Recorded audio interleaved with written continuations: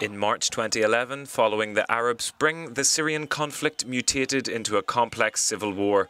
A litany of local, regional and international forces have left a fragmented territory occupied by different armed factions with opposing ideologies.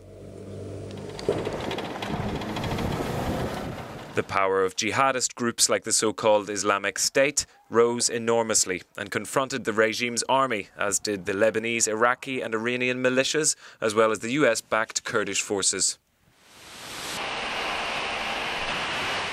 Russia later intervened to avoid the fall of the regime and preserve its interests in Syria, including the Tartus naval base, which militarily supports Assad's regime, while the United States supports moderate Syrian rebel groups. The first victims of the war are children. According to the latest estimates from UNICEF, 8.4 million children, that's over 80% of all Syrian children, are now affected by the conflict. This war has caused hundreds of thousands of civilian deaths, peaking in 2014. In 2012 through shootings, from 2012 to 2013 through mortar attacks, and in 2014 through airstrikes.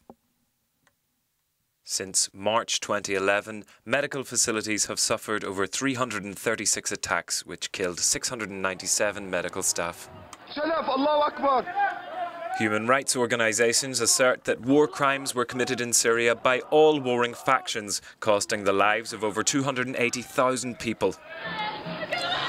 The Damascus regime is regularly accused of torturing and bombing civilians, and jihadist groups have also committed shocking abuses such as beheadings and floggings.